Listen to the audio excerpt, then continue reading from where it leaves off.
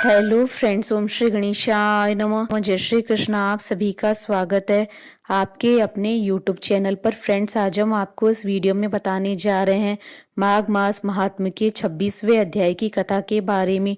Friends, video शुरू करने से पहले आपसे रिक्वेस्ट है, अगर आप हमारे चैनल पर नए हैं और आपने अभी तक चैनल को सब्सक्राइब नहीं किया है तो प्लीज़ सब्सक्राइब कीजिएगा चैनल को, साथ ही प्रेस कीजिएगा बेल आइकन को, जिससे नए वीडियोस से रिलेटेड नोटिफिकेशन आपको तुरंत प्राप्त हो सके। और वीडियो पसंद आने पर वीडियो को लाइक और शेयर जरूर कीजिएगा ताकि सभी भक्तों को इस वीडियो का लाभ प्राप्त हो सके। और कमेंट बॉक्स में जय श्री कृष्णा जरूर लिखिएगा। माघ मास महात्म्य 26वां अध्याय प्रारंभ। पथिक कहने लगा कि हे प्रेत, तुमने सारस के वचन किस प्रकार और क्या सुने थे, सो कृपा करके कहिए। प्रेत कहने लगा कि इस वन में कुआरा नाम की नदी पर्वत से निकली है। मैं घूमता घूमता उस नदी के किनारे पहुंचा और थकावट दूर करने के लिए वहां पर ठहर गया। उसी समय लाल मुख और तीखे दांतों वाला एक बड़ा बंदर वृक्ष से उतरकर जल्दी से वहां पर आया, और जहां एक सारस सोया हुआ था, उस चंचल बंदर ने कई एक पक्षियों को देखकर उस सोए हुए सारस को दृढ़ता से पैरों से पकड़ लिया। और तो सब पक्षी उड़कर वहां से चले गए, परंतु सारसी भयभीत होकर विलाप करती हुई वहीं पर रुक गई। नींद के दूर होने तथा भय से नेत्र खोलकर सारस ने बंदर को देखा और मधुर वाणी से कहने लगा, हे बंदर, तुम बिना अपराध मुझको क्यों दुख देते हो? इस संसार में राजा भी केवल अपराधियों को दंड देता है। तुम्हारे जैसे श्रेष्ठ प्राणी किसी को पीड़ा नहीं देते। हम अहिंसक और दूसरे के कर्मों को नहीं देखते।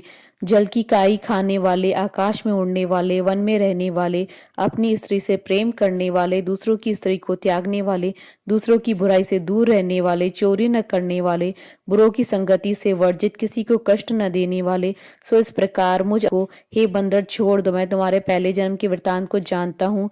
यह वचन सुनकर वह बंदर उसको छोड़कर दूर बैठ गया और कहने लगा कि तुम मेरे पूर्व जन्म के वृतांत को कैसे जानते हो? तुम अज्ञानी पक्षी, और मैं वन में घूमने वाला हूँ। सारस कहने लगा कि मैं अपनी जाति की स्मृति के बल से तुम्हारे पूर्व जन्म का सब वृतांत जानता हूँ। तुम पूर्व जन्म में विंध्य पर्वत के राजा थे और मैं तुम्हारे कुल का पूज्य पुरोहित था। तुम राजा होकर अपनी प्रजा को पीड़ा दिया करते थे। विवेकहीन तुमने बहुत सा धन इकट्ठा किया, सो वानर प्रजा की पीड़ान रूपी अग्नि की ज्वाला से तुम पहले ही तप चुके हो। पहले तुम कुंभीपाक नरक में गिराए गए। तुम्हारे शरीर को नरक में 3000 वर्ष बीत गए। फिर नरक से निकलकर बचे हुए पापों के कारण इस बंदर की योनि में आए और मुझको मारना चाहते हो। पूर्व जन्म में तुमने ब्राह्मण के बाग से लूटकर बलपूर्वक फल खाए थे। उसका यह भयंकर फल हुआ है कि तुम वानर और वनवासी हुए हो। प्राणी अवश्य में अपने किए हुए कर्मों को भोगता है, इसको देवता भी नहीं हटा सकते। इस प्रकार मैं सारस का जन्म लेकर भी अज्ञान से मोहित नहीं हुआ। इतनी कथा कहकर वानर कहने लगा कि यदि ठीक ही जानते हो तो बताओ, तुम पक्षी कैसे हुए? सारस कहने लगा कि मेरी दुर्गति का कारण भी सुनो। तुमने नर्मदा नदी के किनारे पर सूर्य ग्रहण के समय बहुत से ब्राह्मणों के निमित्त 100 ढेर अन्न के दान किए। मैंने पुरोताई के मत से थोड़ा सा ब्राह्मणों को दिया और बाकी सब मैं आप हर ले गया। इन ब्राह्मणों के द्रव्यों का अपहरण करने के पाप से मैं पहले कालसूत्र नरक में और फिर रक्त कुदुर्म नरक में, जहां पर बड़े बड़े कीड़े थे और रक्त तथा पीप से भरा हुआ नाभि तक नीचे से सिर और ऊपर पैर किए हुए पीप चाटता हुआ उस दुर्गंध के वाले नरक के कीड़ों आदि से काटा जाकर 3000 वर्ष तक उस यातना को भोगता रहा। मैं नरक के दुख का वर्णन नहीं कर सकता। फिर नरक की यातना से मुक्त होकर यह सारस का जन्म पाया, क्योंकि पूर्व जन्म में अपनी बहन के घर से कांसे का बर्तन चुराया था। इसको मैंने एक जुआरी को दिया था, इसी से मैं सारस की योनि में आया। यह मेरी स्त्री पिछले जन्म में ब्राह्मणी थी, इसने भी कांसे की चोरी की थी, इसी से यह मेरी स्त्री और सारसी हुई। यह सब मैंने तुमसे कर्म का फल कहा। अब भविष्य की बात भी सुनो। अब मैं और तुम और यह मेरी स्त्री भी हंस होंगे और काम रूप देश में सुख से निवास करेंगे। फिर इसके पश्चात गौर योनि में और फिर जाकर दुर्लभ मनुष्य योनि को प्राप्त होंगे।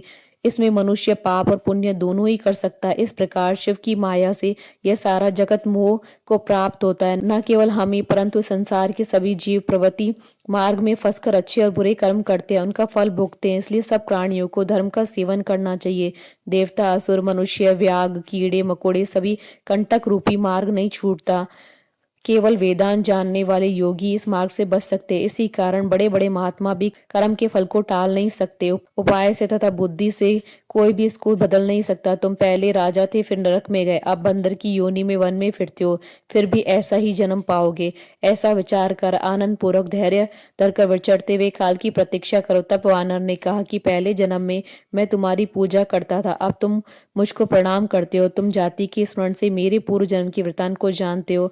आनंद पूर्वक रहो, तुम्हारा कल्याण हो। तुम्हारे वचनों को सुनकर मैं मोह रहित होकर वन में विचरूंगा। प्रेत कहने लगा कि हे पथिक, मैंने नदी के तट पर बंदर और सारस का यह संवाद सुना, तब मुझको बोध हुआ और मोह तथा शोक का नाश हुआ। इति श्री माघ मास महात्म 26वां अध्याय संपूर्ण। बोलिए भगवान श्री हरि विष्णु जी की जय, सनातन धर्म की जय। हमारे साथ इस वीडियो में अंत तक बने रहने के लिए आपका धन्यवाद। ओम श्री गणेशाय नमः। जय श्री कृष्णा।